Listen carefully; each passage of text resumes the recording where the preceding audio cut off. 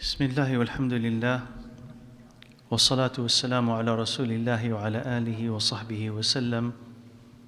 Allahumma allimna ma yanfa'una wa anfa'na bima 'allamtana wa zidna ilman rabbal alameen. Allahumma a'inna ala dhikrika wa shukrika wa husni ibadatik. Amma ba'd.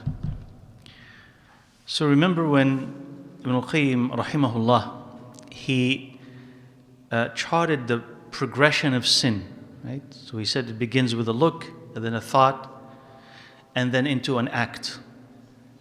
So he talked about the look, the glance. And we'll come now to a really pivotal point in the progression of sin, which is the thought.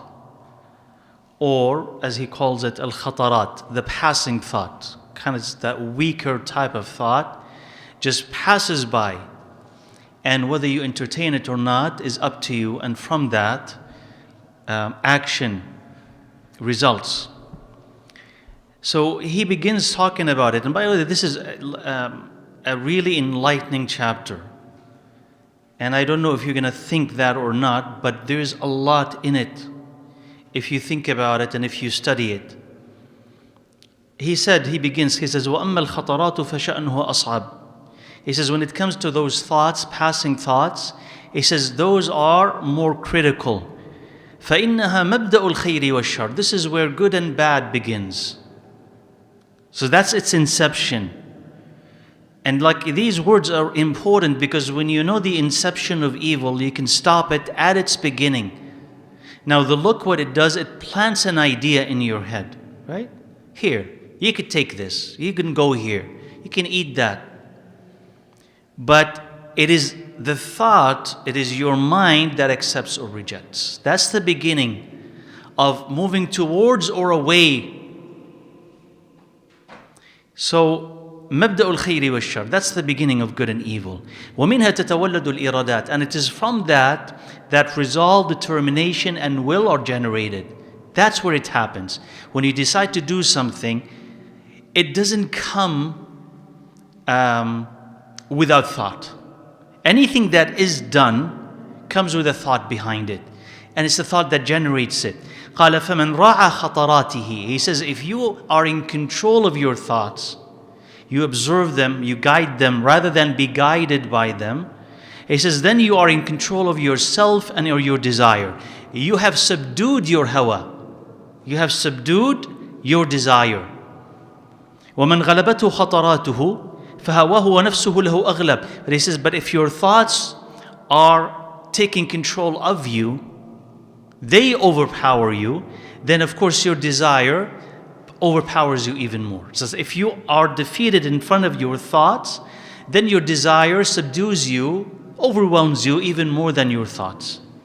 ومن استهان بالخطرات قادته قهرا إلى الهلكات. It is if you undervalue the importance of those thoughts and you do not restrain them, they are going to destroy you.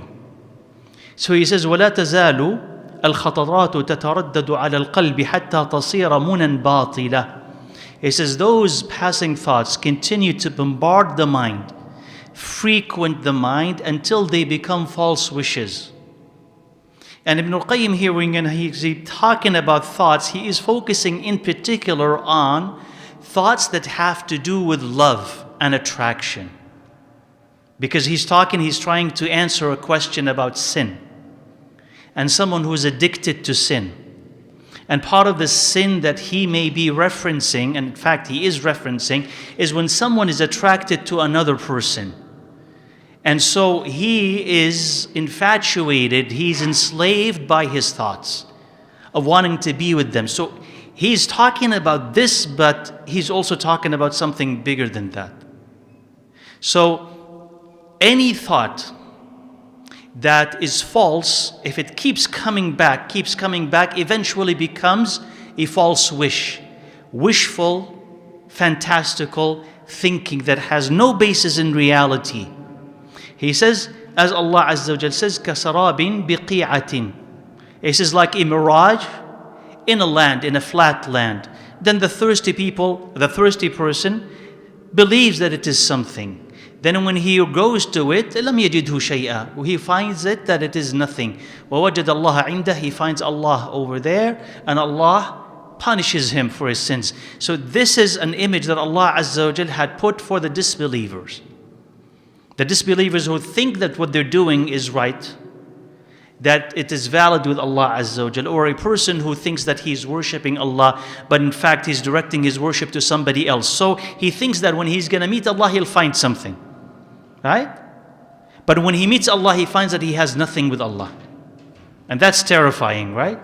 You think you're going to meet Allah Azza wa Jal, then I'm going to find something. Why? Because I prayed and I fast. But whom did you pray to and fast for? Is it Allah or somebody else? So if you're doing this for somebody else, you're going to meet Allah Azza wa Jal, you say, Allah, I did this and this and this and that for you. Allah said, you didn't do it for me, you did it for somebody else. So you'll find nothing. So he says, this is like the mirage that a person who is thirsty in the desert sees it, he thinks it's water, keeps running to it. When he goes there, he finds that it's nothing. So they say it's the same thing, a person who indulges in this fanciful thinking, wishes without basis. He says, he thinks that he is engaging in something, but in reality, it is nothing. قال وأخس الناس همة وأوضعهم نفسا. He says the person with the lowest type of self, the most demeaned type of self, the most demeaned type of personality, let's say, is the one who is content with wishes instead of realities. So he brings these wishes, because he can't get that reality or not interested in that reality. He brings those wishes and he lives through wishful thinking. Okay? And if this is not clear, it will become clear, inshallah, what he's talking about, and kind of the broader application of it. And he says, indeed, by Allah Azza wa Jalla, this type of thinking is the money of the bankrupt and the commerce of the idler. Meaning, the bankrupt, does he have money? But if he doesn't really want to work, what does he do instead? Dreams about being rich. One day I'll be rich, and if I'm rich, I'll buy this car, and I'll buy this house, and I'll marry this woman, and I'll travel to those areas. And he doesn't really want to work, but what does he want to live on? The fantasy of all of this. And that fantasy can actually make you smile and be happy as you imagine yourself doing these things, although you're not going to be doing these things, but you just live on that fantasy, right? So the one who's bankrupt lives off of that, wishes. The idler who doesn't really want to do any hard work, but he says, but if I do hard work, then I will be this great doctor, and I'll be this great engineer, and people will respect me, and he's not planning on doing any of this, but he's just living off of what? The possibility and the fantasy of doing these things. Right?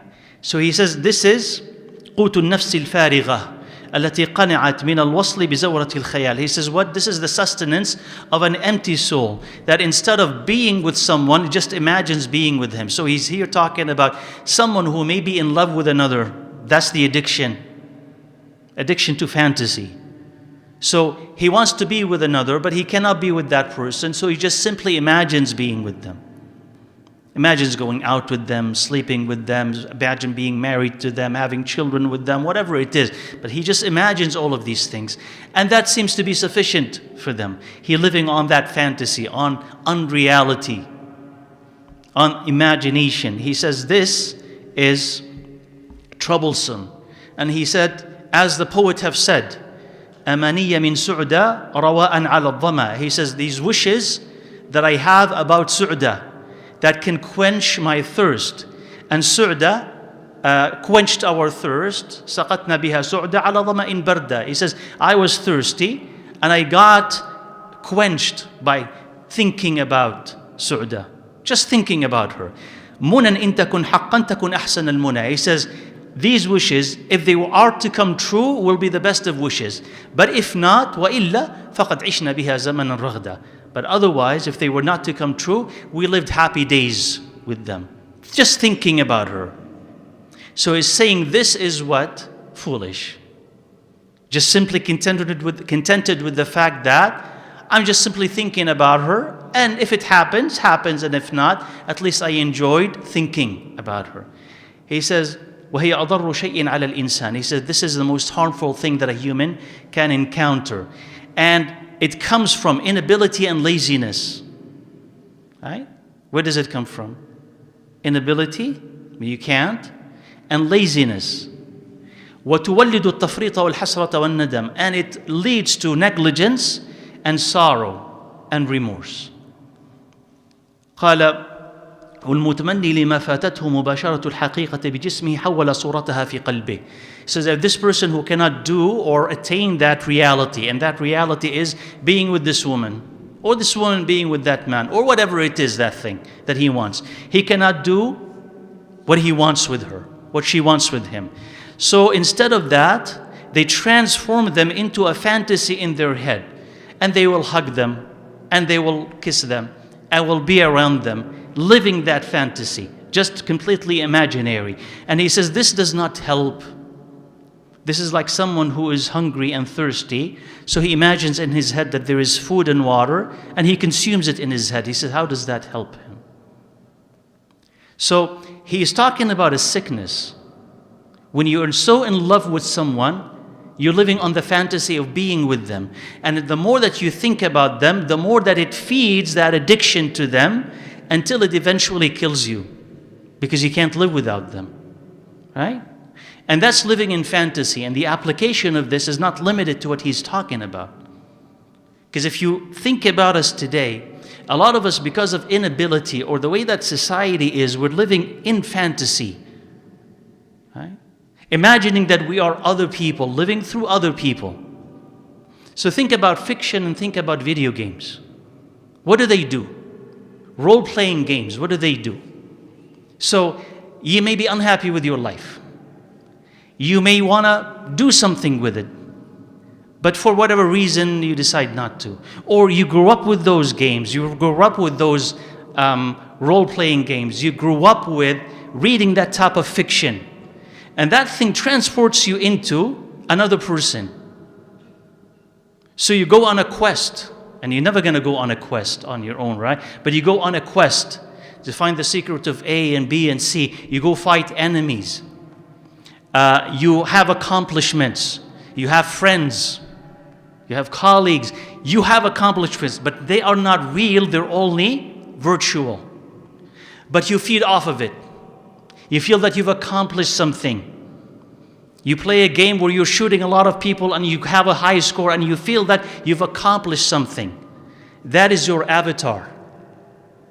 That is your avatar. And you're living through the avatar. And it's not really your life. You're not accomplishing anything. Right? And the avatar, by the way, right, that's a Sanskrit word that comes from the descent of the gods. So the gods, when they come into reality, they are the avatars. That's where that word comes from. So you're not living any real life. It's just imaginary. Or somebody who reads a lot of fiction, and I'm not saying that fiction per se is bad, but when you indulge in it to a degree that it dominates you, you start to live through that fiction, waiting for a life that mirrors or duplicates that fiction. Somebody will come and save you. Somebody will come and discover you. Somebody will come and see how great you are. Somehow you will have a great ability, somehow coming out of nowhere, but you already always had it. And the world depends on you. And you're the only one who can save. And you can feed yourself that fantasy and live happily because of it, detached from reality. So ibnalqayyim, in a sense, is also saying about these things that they are absolutely harmful. You can't live in your head. You can't live based on fantasy. You have to live on reality. قال والسكون إلى ذلك واستجلابه يدل على خساسة النفس ووضاعتها. He says when you are comfortable with that and you invoke it, if you bring it to yourself, it indicates the weakness and the low status of that self. This is only happy with fantasy, not reality. So it runs away from reality by hiding into those fantasies. قال وإنما شرف النفس وزكاؤها وطهارتها وعلوها. He says the dignity of the soul and its elevation and its purification and its honor happens when you repel any thought that has no reality to it. And that is a very interesting observation. That is, if you want to be a good person, any thought that has no reality to it and will not lead to a benefit, you cleanse your mind of it. You remove it. وَلَا يَرْضَى أَن يُخْطِرَهَا بِبَالِهِ. You don't allow it entry into your mind, and you will feel that you're above it. If it has no basis in reality, if you're just simply fantasizing about A, B, and C, and that is the sum of it, he says you're not supposed to indulge in it. قال ثم الخطرات بعد أقسام تدور على أربعة أصول. He says then these thoughts, after explaining all of this, are of four kinds. Thoughts that will bring the benefits of the dunya, or protect from the harms of the dunya, or will bring the benefits of the hereafter, or protect from the harms of the hereafter. He says what you're going to be thinking about that is of value are four things. Two about the hereafter, two about the dunya. What about the hereafter? Thinking about what will benefit you in the hereafter. Thinking about how to protect yourself from harm in the hereafter. Then thinking about, in terms of the dunya, what will bring you benefit in the dunya or protect you from harm in the dunya. These are the four, he's saying. Worthwhile thoughts.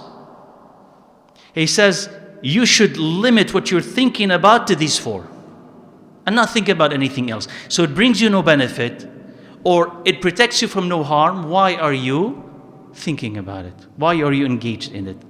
قال فإذا انحصرت له فيها فما أمكن اجتماعه منها لم يتركه لغيره. He says if these thoughts are harmonious, there's no conflict between them, then hold on to that. He says but if there is conflict between them, then what you do is what? You put first, you prioritize the most important of them. So there is thinking about the dunya and thinking about the akhirah, and they are in conflict. At this moment, I'm going to pray. I can be thinking about the dunya, important things about the dunya or the akhirah. At the moment of salah, what is the most important thing? The salah. So you put that first. So he says sometimes there's conflict between even thinking about various things related to the akhirah, various things related to the dunya. Even when the dunya comes to the dunya. I have, let's say for instance, I have to go to work right now, I have to talk to a friend. Both are important, but what is the more important of the two? You'll decide. So you put one ahead of the other. When it comes to the akhirah, okay, I could be reading Quran right now or helping somebody. I can read Quran anytime, but he needs help right now. Which one comes first? Is it helping him? So he says, thoughts are the same. And this is, by the way, this is high level thinking about thoughts. You understand? This is a heavy, important dose of how you could process thinking. So now you don't just let your mind think. You pause and you kind of stand above it and you say, what are you thinking about? And you tell it what to think about in terms of benefits and harms. And if you have a choice between two things, you choose the more important of the two. Right? So he says, you put the most important first and you prioritize it. And the one that is less important, you would leave it till later. He says, بقي قسمان آخران. And as if this is not complicated enough, we're going to add two other sections. So he says, مهم لا يفوت وغير مهم لكنه يفوت. He says, important, but it's not time sensitive. Meaning it will not expire. It's important, but it will not expire. And something less important, but it will expire. He says, which of the two you will put first? He says, this is when people get confused. Because if you do the important one, two things are in conflict. Important, but it will not expire. The other one is less important, but it will expire. Which one of the two will you do first? So he's saying here, rahimahullah, that is the cause of confusion, because if you do the more important one, the other thing will go away. And if you do the less important one, well, you've occupied yourself with the less important rather than the more important. He says that is when you have to use your mind and have your fiqh, your knowledge, your deep knowledge and understanding comes into play. وَمِنْهُ نَرْتَفَعَ مِنْ ارْتَفَعَ وَأَنْجَحَ مَنْ نَجَحَ وَخَابَ مَنْ خَابَ. It says it is here, at this juncture, is where those who are successful succeed and those who will fail will fail.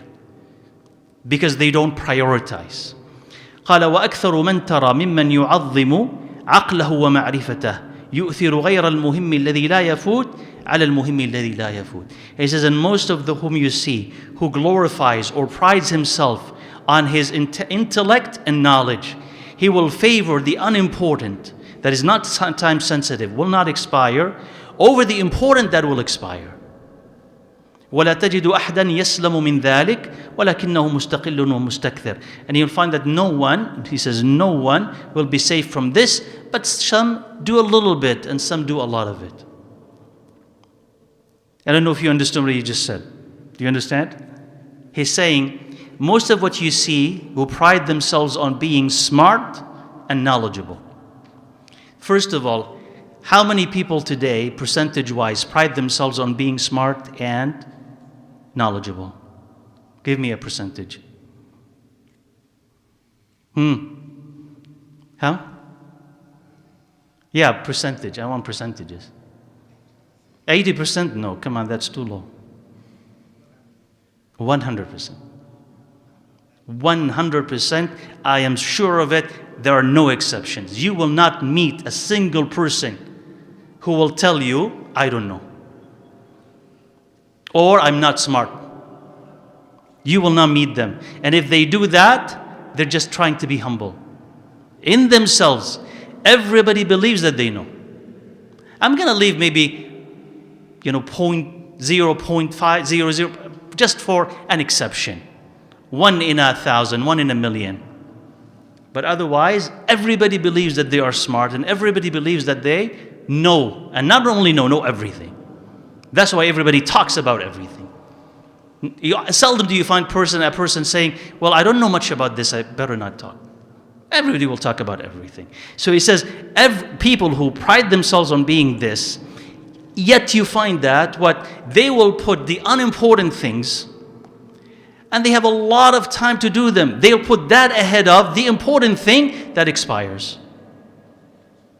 Not only in terms of action, but also in terms of thinking. He's talking about thinking, but also in terms of action. You'll delay your salah because you're on social media. Right? You will not read your Quran because you're on social media, or you want to talk to your friends. That's just in terms of action. But think about it in terms of what you're thinking about. That's even more critical and less observed and less monitored than actions are. So he's saying, how is it then they are intelligent and knowledgeable? So he says, nobody is safe from this, but some of them do a little bit of these mistakes and some of them do a lot of them. Right?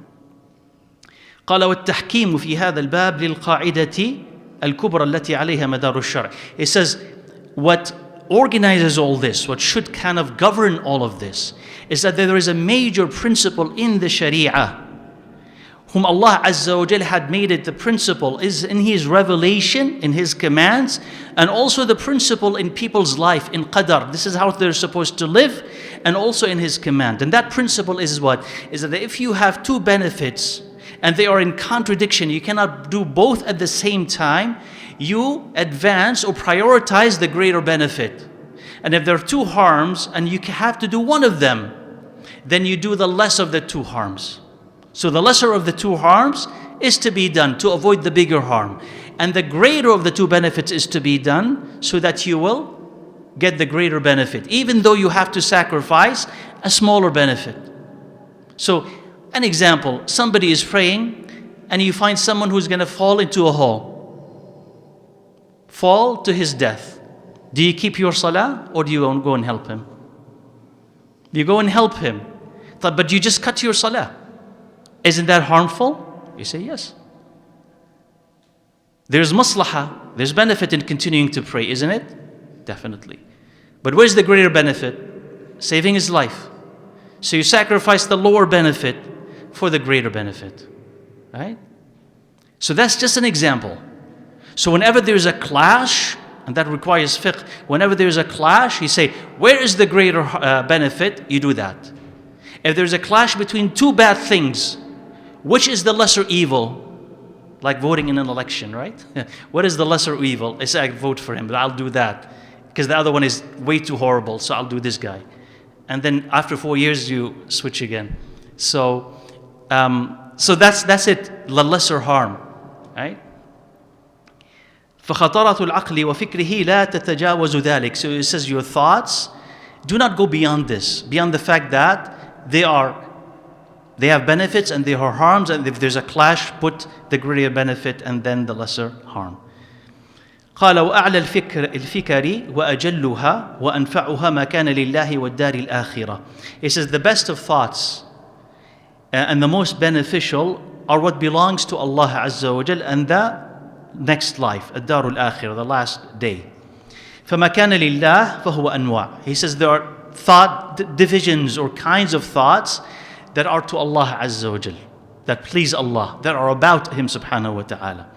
قال الفكرة في آياته المنزلة. He says contemplating His revealed ayahs, meaning the Quran and Sunnah by extension, and comprehending them and understanding what Allah intends from them. And that's why Allah Azza wa Jal revealed them, not simply to read them, but reading them is a means.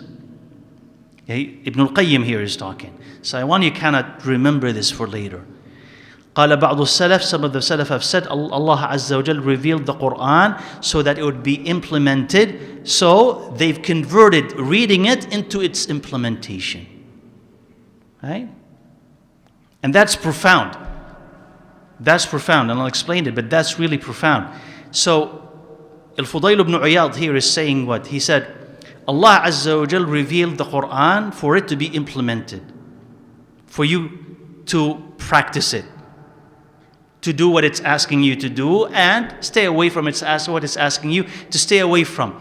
What is the way for you to do this? It says, reading it and memorizing it. So here it is. That's the chain. Allah revealed it. You read it and you memorize it. To do what with it? Implement it. That. So the second phase is a means. Is a step that you have to go towards the end. And the end is that implementation. So he says what people did is that they scratched the last one, the implementation, and moved it into reading it. So the implementation is the reading. Nothing else. Right? The implementation became the reading, and it's nothing else.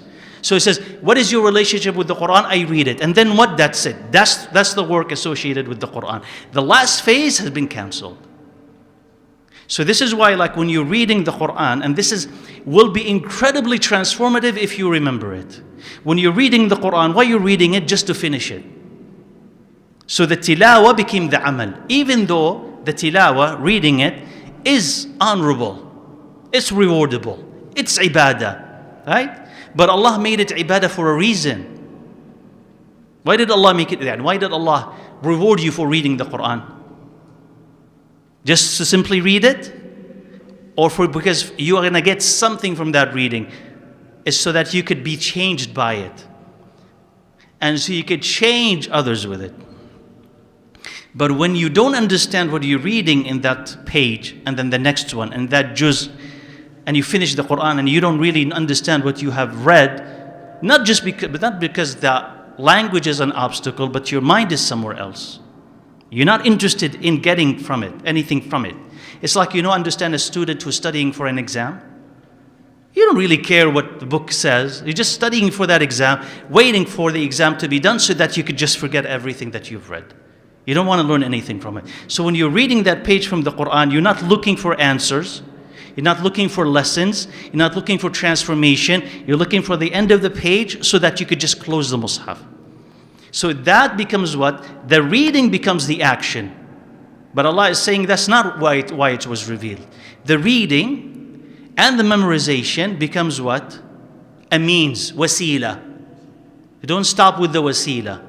You have to move into the end. And so that's why you kind of find us today celebrating the wasila, but ignoring the end. So and so memorized the Quran. Alhamdulillah, that's great. In itself, that's an accomplishment. Okay, but then what? There's a Quran competition. Beautiful voices here and there. Great. But then what? So you celebrate the Quran, you venerate the Quran, just simply of what? Listening to beautiful melodies and recitations, but there's no implementation. You need to push into the last part. So he says here, al-fikr, thinking about the ayahs of Allah Azza wa Jal, is the top level of thinking. Right?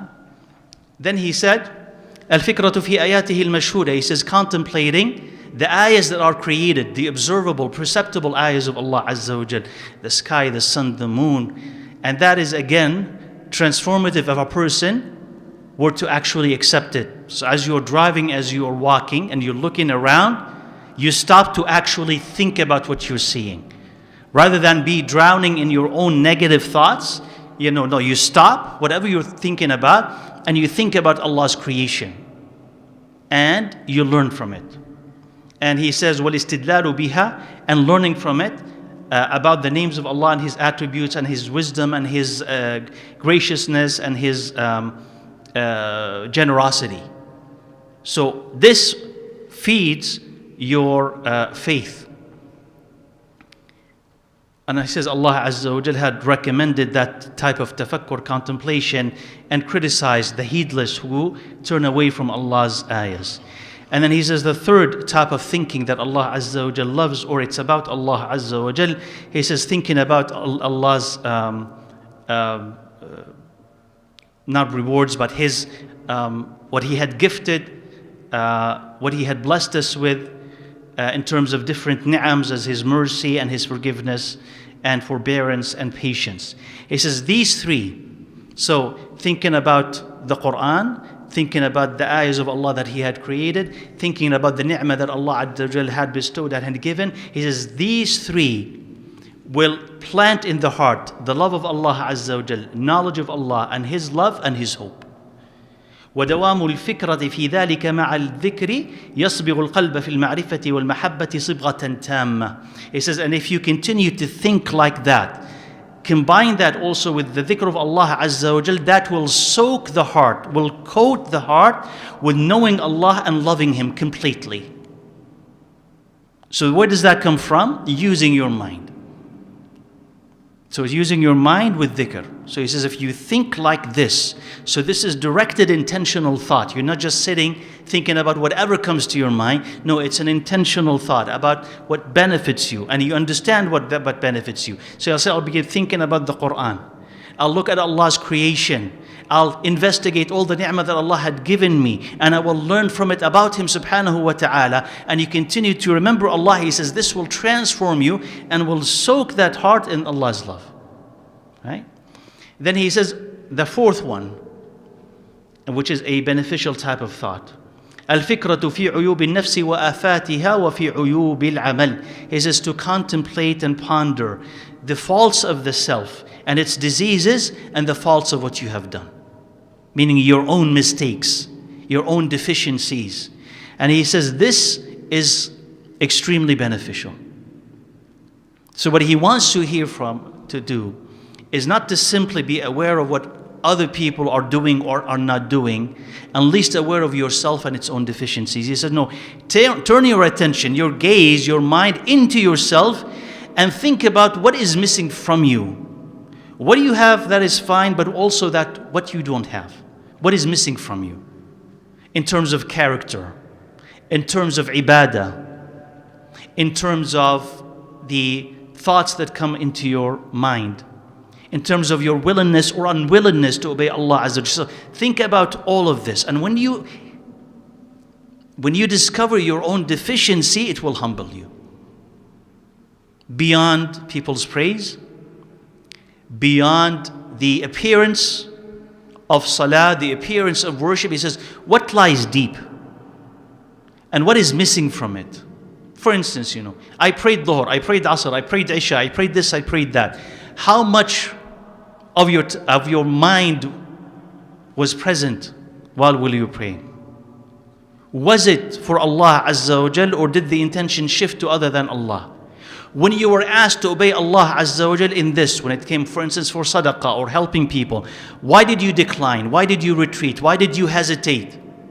Why are you quick to disobey? Slow to obey? Investigate.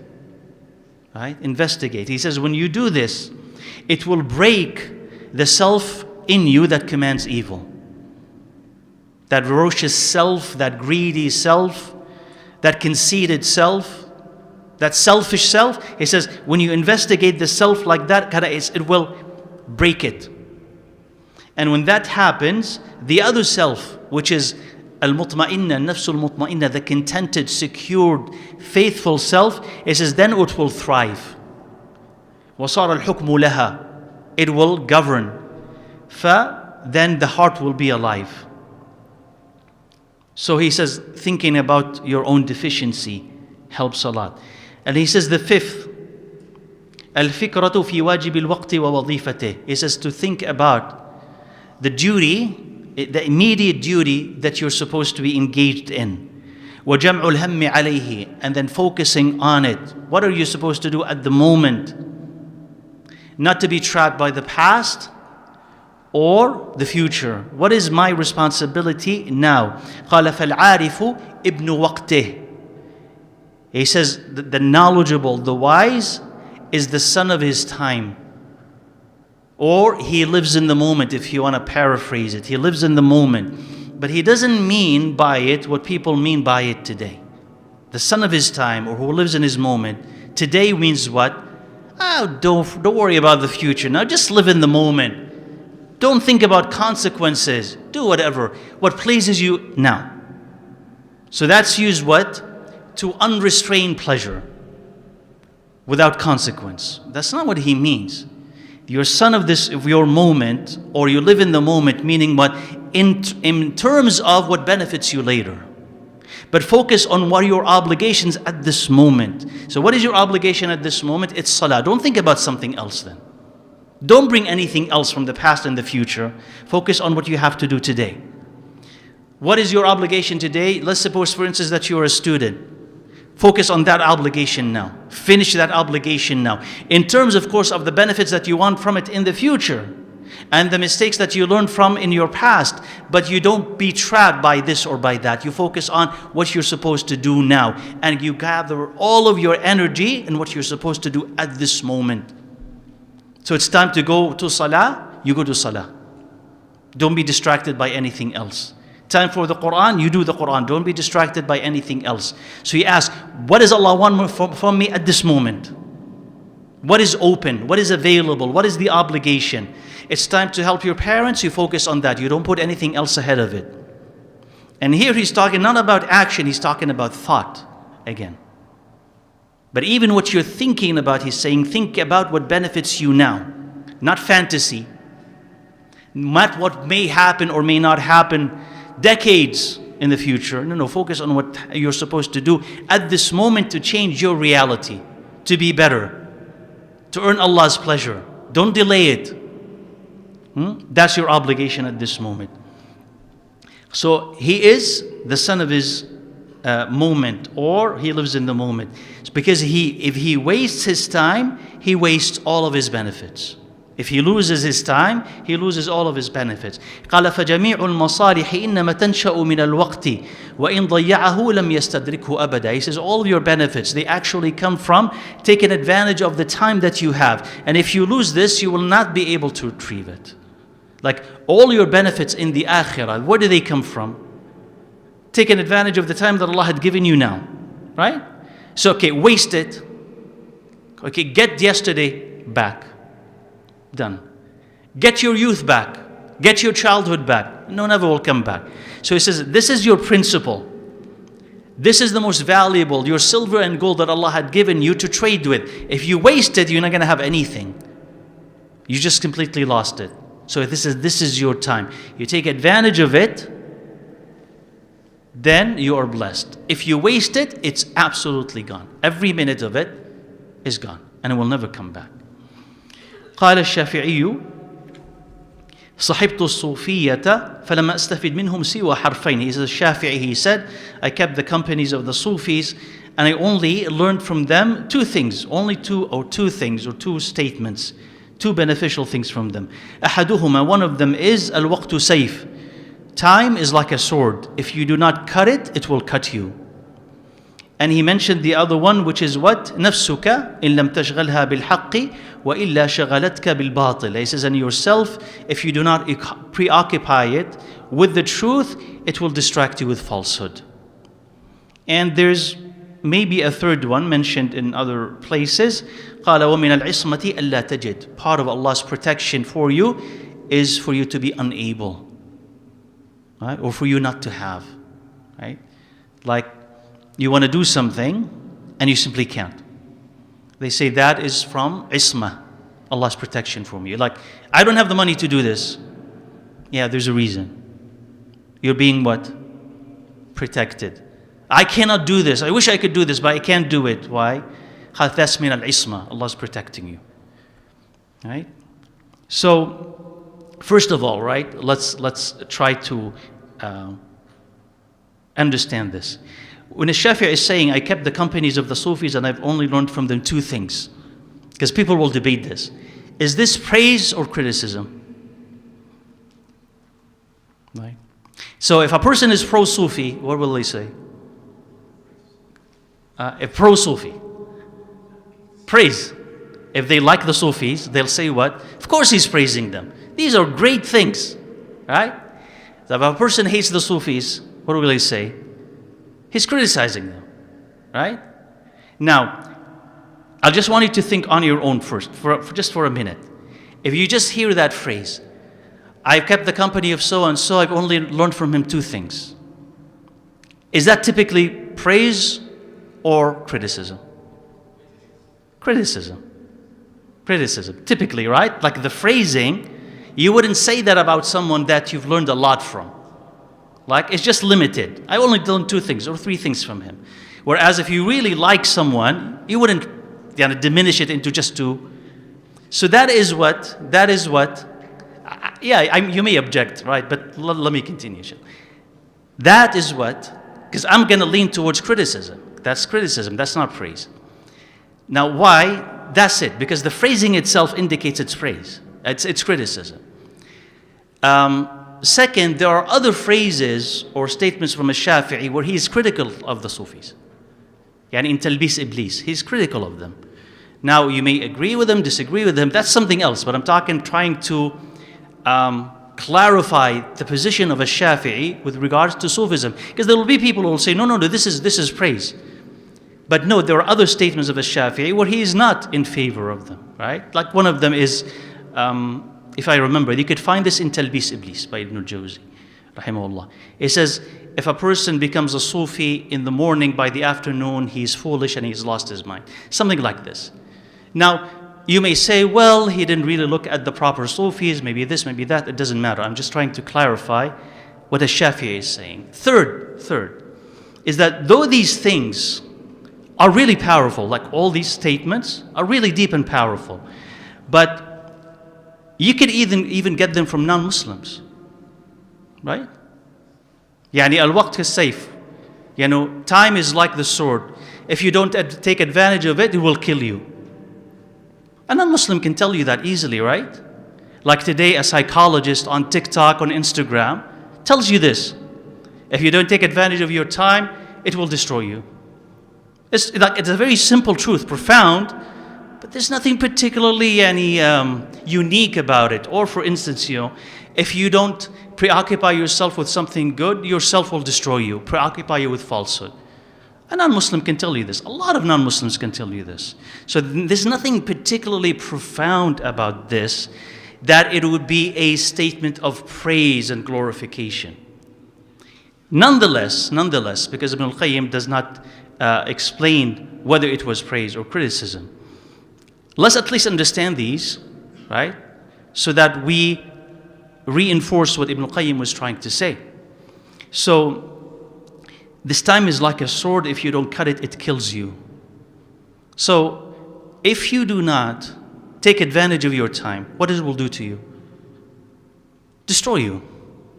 Because it's empty. It will finish you off. Because it's just simply empty. And when it's empty like this, it's a killer.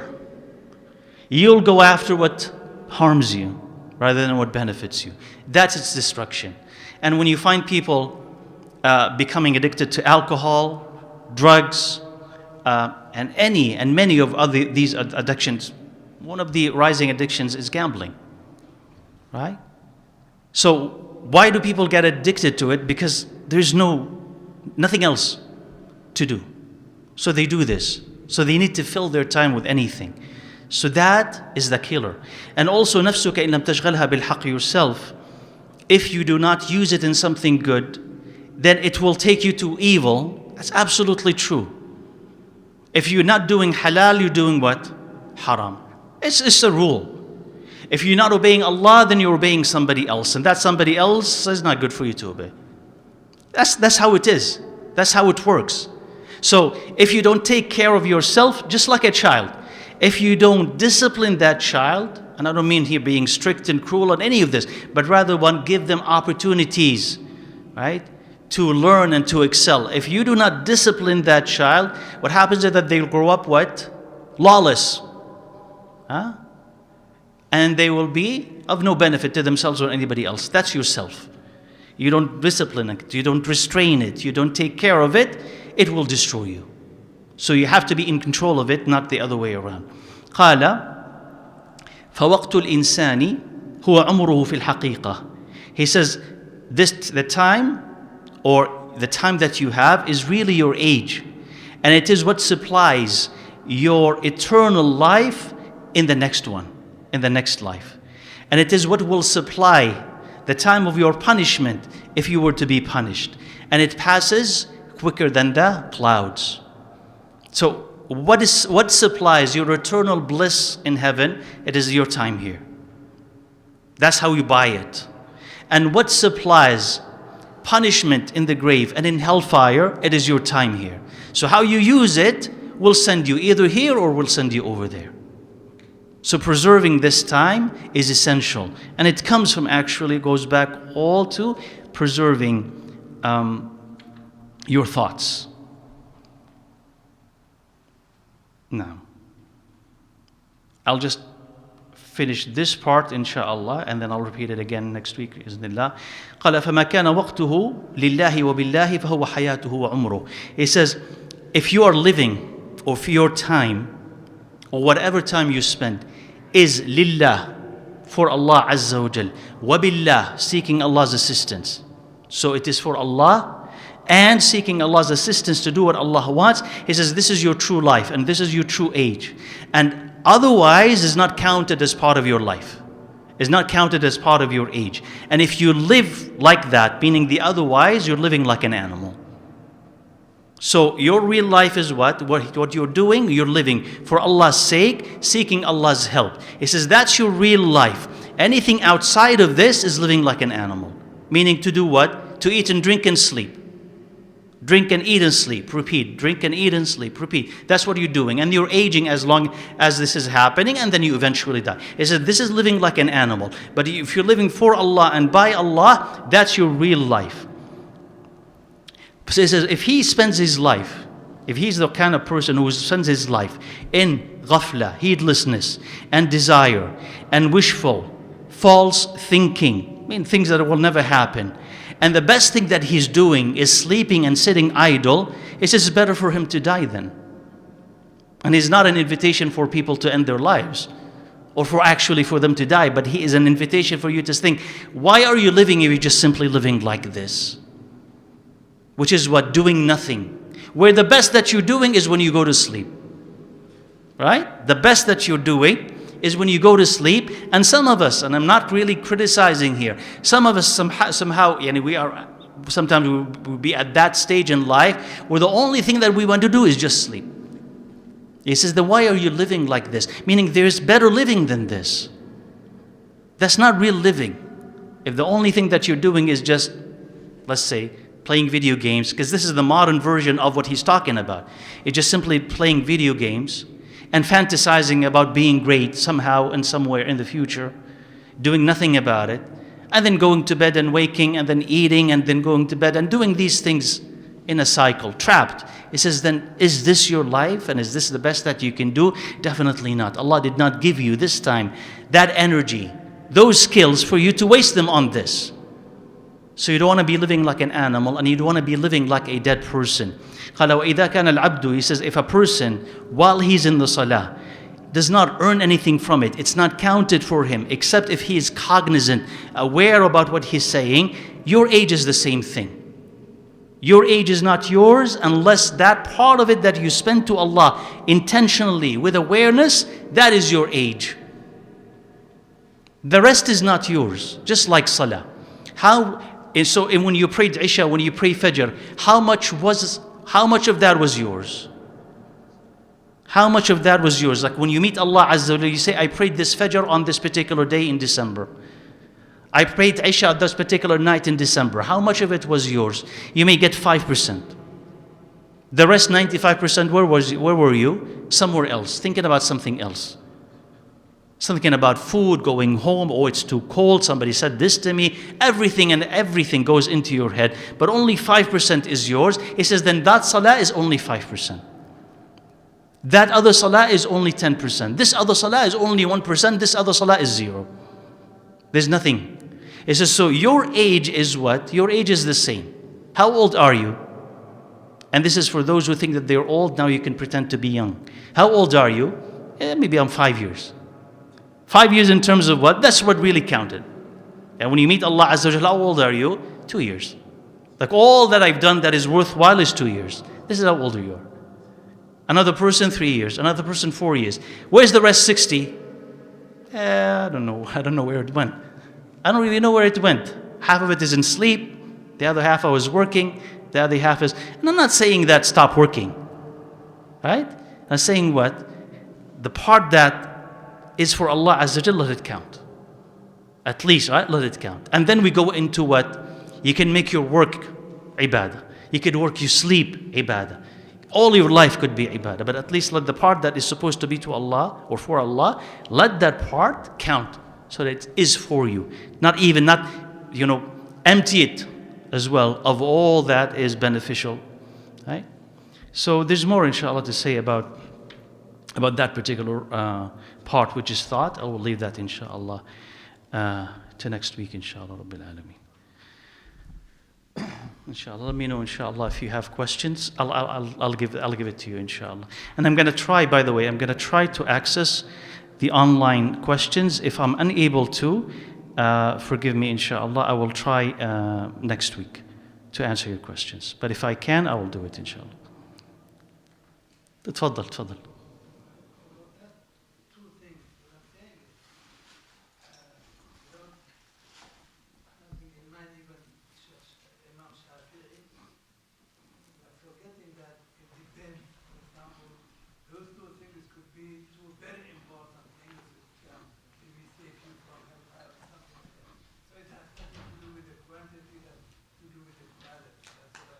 Naam. So your point, inshallah, about the statement of Imam Shafi'i rahimahullah is that if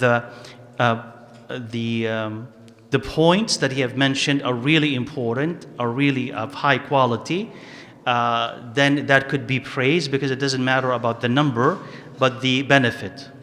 Sah? Okay, inshallah. Jazakallah khair. So at least I've shared your perspective, inshallah. My sister dislikes me for whatever reason. Should I reply with kindness if no real issue arise? Yes. I mean, as long as you can, if there are family members who may have issues with you and may not be the nicest to you, always, and as a strategy, idfa' billati hiya ahsan. Reply, push back with the best. Push back with the best.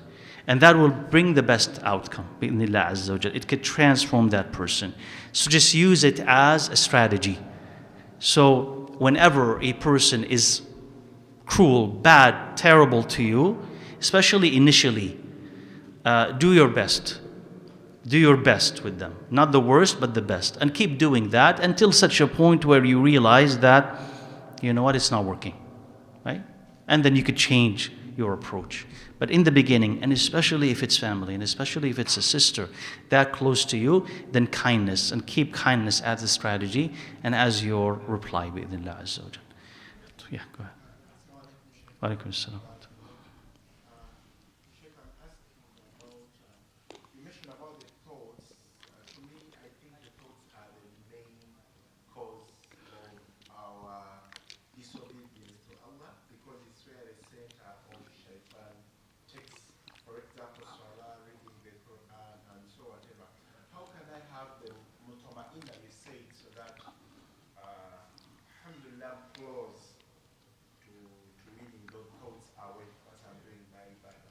So you want to reach the stage. How can I reach the stage where I have this nafsul mutma'inna, the contented, assured, comfortable soul, where I'm not struggling with thoughts in ibadah?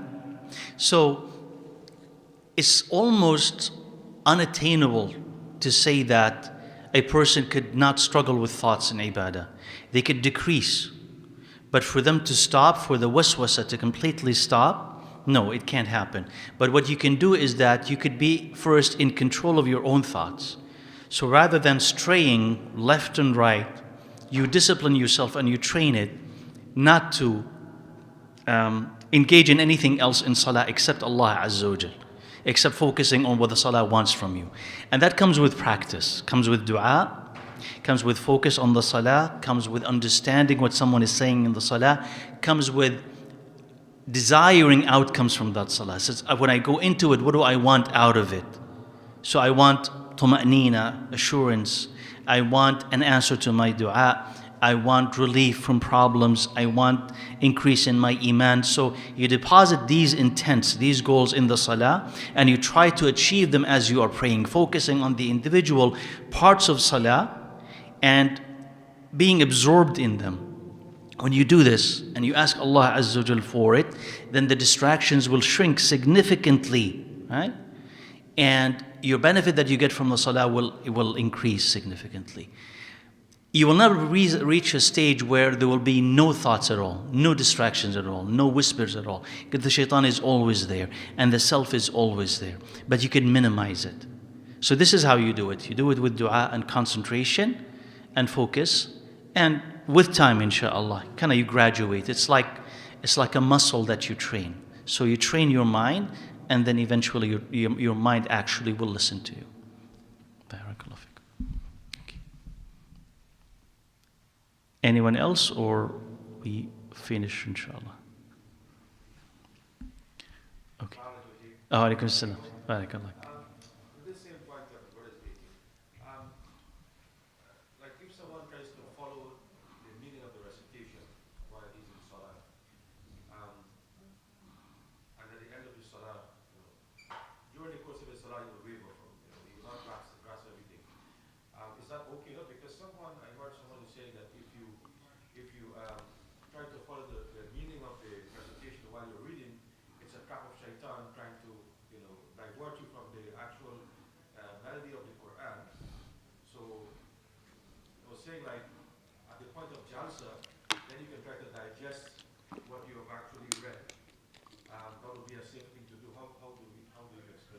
Okay, so what I grabbed from what you were saying is that you've heard that someone saying that if you try to follow the meaning of the recitation, it could be a trap of shaitan because that is distracting, right?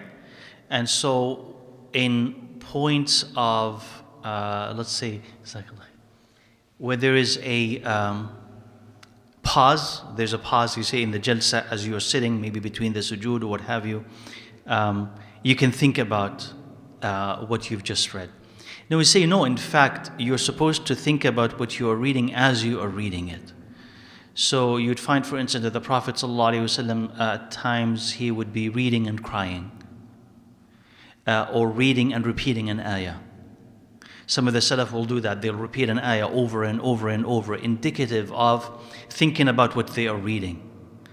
So if you delay it, then you've actually dislodged, right, what you're supposed to do elsewhere by inserting something else there. So the melody of the Quran, again, it's a means. The melody is not intended in itself. That's why it assists you, but it shouldn't trap you.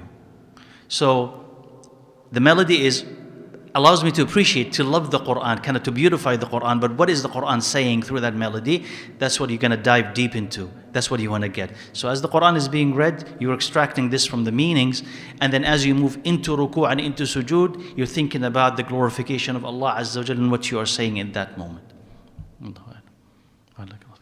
Yeah.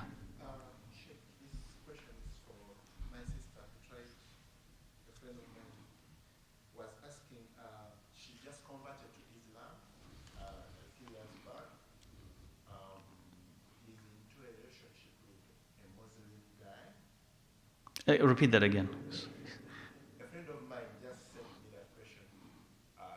She has a sister, she converted to Islam. She has a sister who converted to Islam. 3 years back. So she's in a relationship, but not yet alive, with a Muslim guy who the sister requests to do nikah, but the guy refuses. What advice do you give to the sister who converted and is now strong to Islam? So he's trying to engulf onto this gentleman who's already a Muslim. Mm-hmm. Oh, okay. So the question is about, and I've received a written question, inshallah, I'll read it. So the question here is about a sister who reverted to Islam, or converted to Islam 3-4 years ago.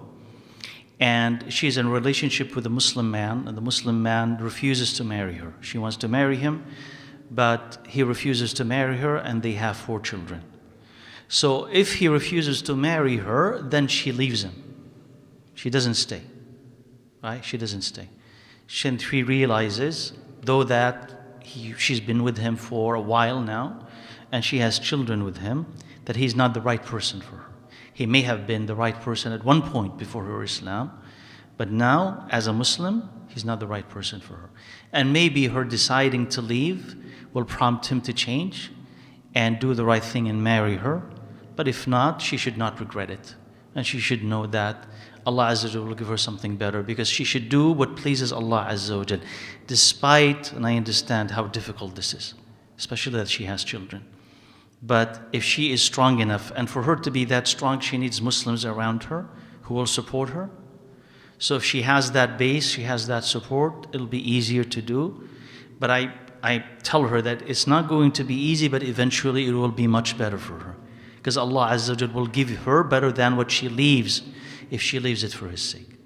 Right? Now this is an important question. Let me just answer this. It says, do you get held accountable for having negative thoughts about Allah, the deen, and others, yourself, if you disagree with it? This is due to having extreme waswasa, and you're fighting these thoughts and they're causing you anxiety. So no. Emphatically, no, you are not responsible for these thoughts, especially if you are experiencing, as you said, waswasa and anxiety. So as long as we are struggling with these thoughts, Allah Azza wa Jalla does not hold you responsible for them, because you hate them, right? That's why you're fighting them. You did not accept them. You realize that they are wrong. And some of us have extreme cases of this waswasa anxiety, and others don't. And others are fine now, but may not be fine in 2-3 years from now. Allah Azza wa Jalla knows the best. But if a person experiences anything like this, don't be distraught or demoralized because of it, just because a bad thought is in your head. And when we're going to talk, inshallah, next week, if we live till next week, about the thoughts, I'll address this, because he will be talking about thoughts and emptying your brain of thoughts, and how does this work, its benefits, harms. I'll talk about these negative thoughts, but we didn't come to it today. But as long as you hate them, you're fighting them, you're fine, and you have to believe that you're fine. If bad thoughts come in your head about Allah Azza wa Jal, and you say, A'udhu Billah, are you responsible for it? No, it's waswasa. And shaitan is just trying to mess with you, to upset you, to anger you, to sadden you. So forget it. And you shouldn't indulge these thoughts. You have to recognize that they are coming from shaitan. How do you know? And I'm going to address this inshallah next week. How do you know that these thoughts are not you? It's because you hate them. You're fighting them. So you have bad thoughts about the deen. or other people or yourself, well, that tells you that it's not coming from you, it's coming from somebody else, right? So dismiss them first as coming from an alien source, and that is source of the shaitan. So it's not you. And if you don't engage them, if you don't entertain them, they do not harm you. So dismiss them. And invoke Allah Azza wa Jal. You want to add something? Oh, I'm sorry. I thought you had raised your hand. لا بأس لا بأس لا بأس inshallah. So, and know that Allah Azza wa Jal will assist you.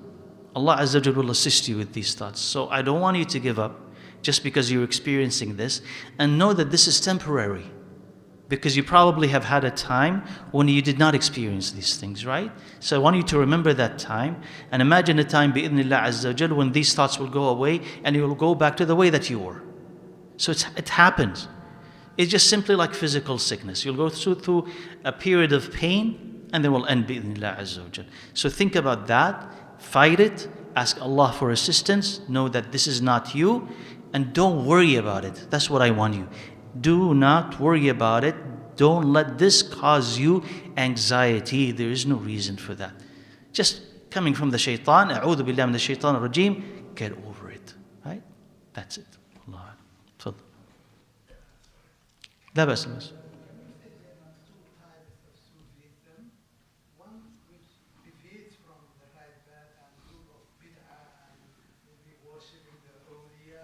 That type of Sufism is negative. Can we say there's another one which is positive? The person knows the religion, follows the fiqh, and from the Sahaba till now, there were some kind of people who were more spiritual, like ibnalqayyim, for example, Hassan al-Basri, for example, or maybe Imam Albarghouthi. So can we say that there are two types of Naam. So Abdullah is saying, he says, can we say that there are two types of Sufis? On the one hand, Sufis that are deviant, who kind of worship the saints and do bad things, right? They mentioned other examples or not? That they worship the awliya, or they do things that are, extreme. And they don't really know much about fiqh, about sharia, about the religion, right? So they deviate significantly from it. And other types of Sufis who are bound by the sharia, bound by the fiqh, they follow it, and they're just simply more spiritual. So can we say this? It says, you will see in the books of Ibn Taymiyyah and ibnalqayyim, he will say that among the Sufis there are good ones and bad ones. Right? Good ones and bad ones. What matters at the end is not the name, but what the person does, what the person believes, right? So he'll say that there are some of the Sufis who will be bound by the Sharia. He'll mention, for instance, people like Al-Junaid, right? And he will praise him. He'll praise a person like Al-Junaid. So people who are like that, who are spiritual, but at the same time, what? They're bound by the Sharia. They'll say, whatever we say is bound by the Quran and Sunnah. Anything that we say, we may say. This could be a mistake. Anything that we say that is outside of that, don't take it, they'll say. So that's praiseworthy, right? So it doesn't matter as much the name, as much as what the person is doing. And if they're doing is right, within the bound of the Quran and Sunnah, then yeah, that's fine, inshallah. Tfaddal, inshallah. Sheikh, when you're in Salah and they're reciting the Quran, there are some ayahs that normally they come to you and really the thoughts, when you're thinking about them, you think more, and subhanAllah, you may reach nodding the head. Is it a bid'ah, haram? Okay, thinking of, Allah is going to do this to us, subhanAllah, but when you're into Salah, is it haram? It's just reacting to the ayah, and then you're worried about the consequence of that ayah and what may happen. You just may knock your head and then Salah. Is it part of playing in Salah? No. If you are reacting to the ayah and it's really affecting you, it's deeply affecting you and moving you, and you're thinking about it and its consequences and what could come from it and how we should change because of it, that's part of learning from the Quran, inshallah.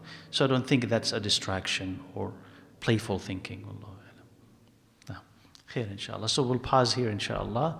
We'll see you bi'idhnillah azza wa jal next week. بإذن الله سبحانك اللهم وبحمدك أشهد أن لا إله إلا أنت أستغفرك وأتوب إليك الحمد لله رب العالمين